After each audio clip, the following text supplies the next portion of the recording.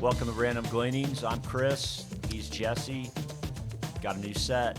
Got a new set, and it's been a while, so forgive us if we're rusty, but we're happy to be here and look forward to some fun topics today. All right, so we're going to talk about bubbles, inflation, the price of gas, and what worked in inflationary periods. Bubbles. What you got on bubbles? They seem to be. Seems to be some talk about the market being in a bubble as a whole. I tend to disagree with that, but I can see that there's bubbles out there in the market. What are your thoughts? There are definitely pockets. I mean, so Rivian, the electric vehicle company, went public last week, and that stock has been going through the roof. As of yesterday, which was November 16th, the market cap of Rivian was $134 billion, compared to GM, for example, at $91 billion, and Ford at $78 billion.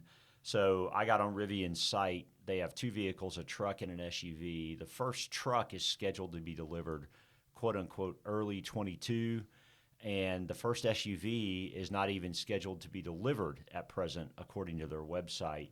And yet they are valued at nearly double the value of Ford.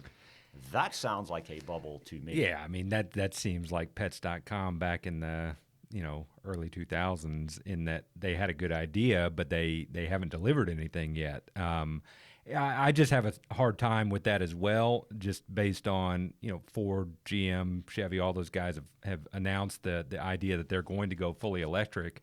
And they've got the infrastructure to push that stuff out, right? And the delivery mechanism to push that stuff out once they get there. So I think we've seen their prices go up in accordance to those announcements, and yet, they're still a fraction of a brand new company. And, you look at Tesla and it's worth more than all automakers combined. It's hard to believe. It's hard to believe. I saw a piece that said Tesla, in order to generate the price or be deserving of the price where they're trading currently, would have to put out exponentially more vehicles than they're putting out a year. So, I mean, look, electric vehicles, sure, that may be the future. It's coming, yeah.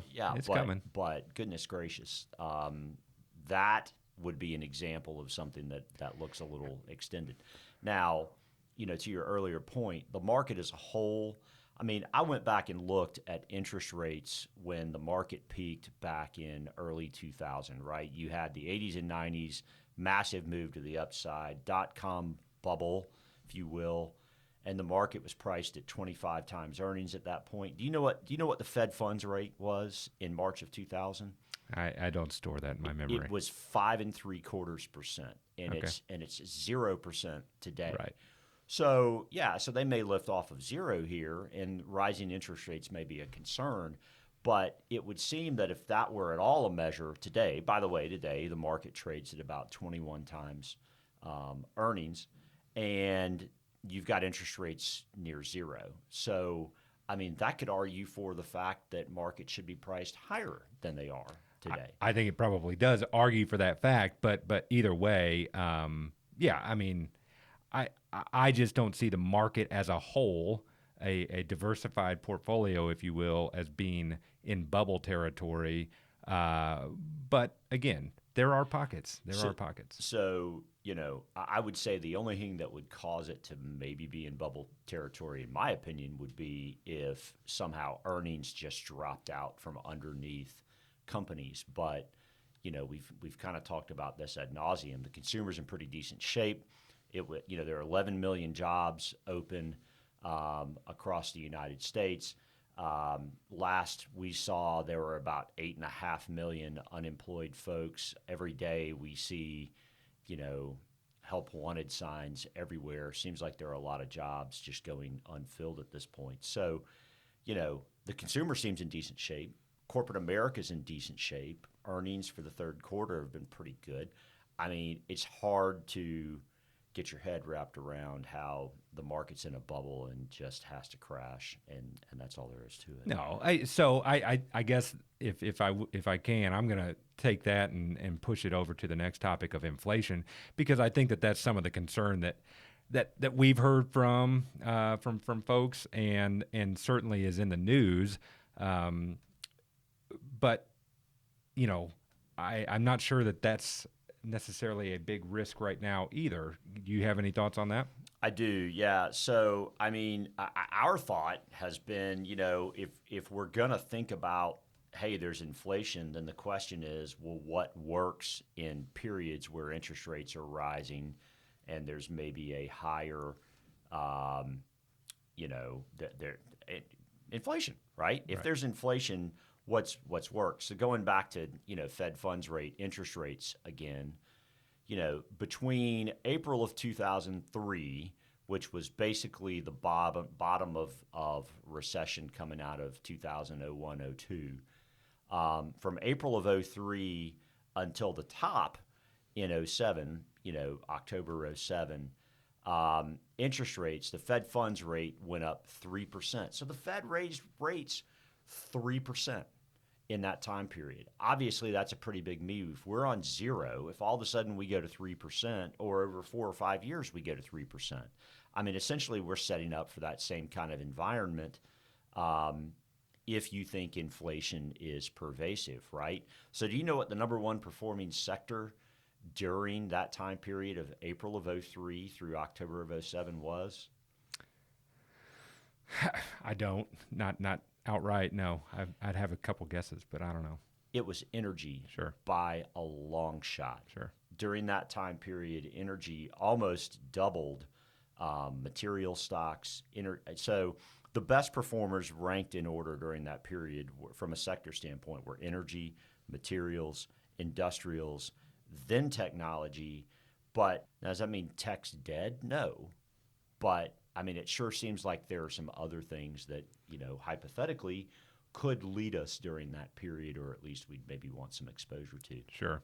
Yeah, I did a little looking at inflation as well, and I think what people react to is that environment of the '70s where inflation was plus 7% annually, and the nominal return on stocks during that decade was, in the 5.5 type range. And so there was a real loss on stocks. But if we look into the '80s, inflation was still averaging 5.5% a year. And my recollection is the year over year average annual return of the '80s in equities was in the teens. It So was, I yeah. mean, and we can go back to the '40s and kind of same deal there.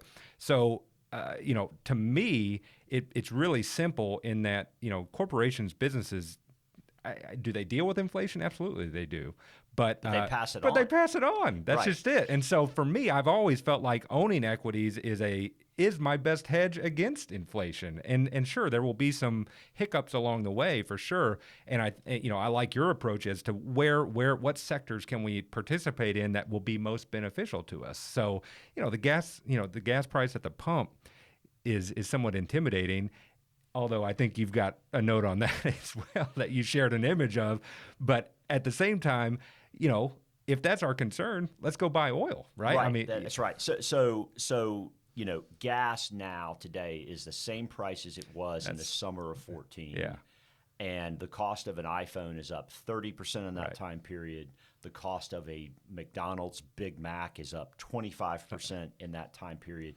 I mean, I'm not saying, sure, we can focus on oil because if we're driving to work, all of us have to drive to work. Yes, it costs more. We may not all have an iPhone. But, a lot of us are buying Big Macs. So, I mean, or at least Me more than you. yeah, yeah, not lately. But the bottom line is, I mean, inflation on its face is not a bad thing. I mean, prices are going to rise over time. That's not a bad thing. I mean, the alternative is Japan, whose economy went nowhere for 2 decades because they didn't have inflation. So, I mean, a little inflation is good. I mean, the real risk is if too much inflation hurts consumer confidence. But I mean, people have been in their homes for 2 years. By the way, there was a piece late August. It was Pew Research did a piece on. Now, this was in the spike that came in August September timeframe for COVID. I know we're all tired of talking about it, but like 25 to 33% of Americans said they are not back to their normal spending patterns because of COVID. Okay. That is 70 to 110 million Americans who were not back to their normal spending patterns with respect to the economy.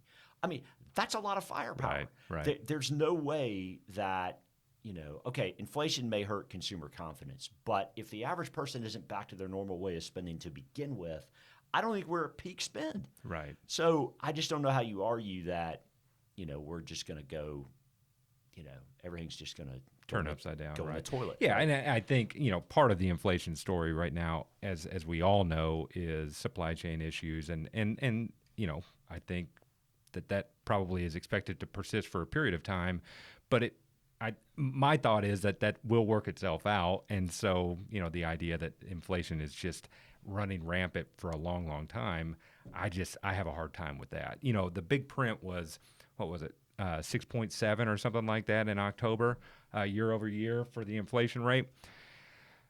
I read something that said the year prior was 1.5 or whatever it was, and so annualized over a 2-year period, it's 3.5, which is bigger Normal. than it's bigger than what we've been accustomed to over the last decade, but it's manageable. That's manageable. So I don't get too worked up.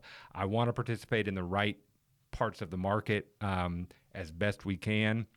I'm not going to take enormous swings on anything because that can always come as a surprise. But a diversified portfolio with some tilts to the right spots, based on what history has taught us, I still want to own equities. That's what I want to do. Right. So I will say this actually on the price of oil,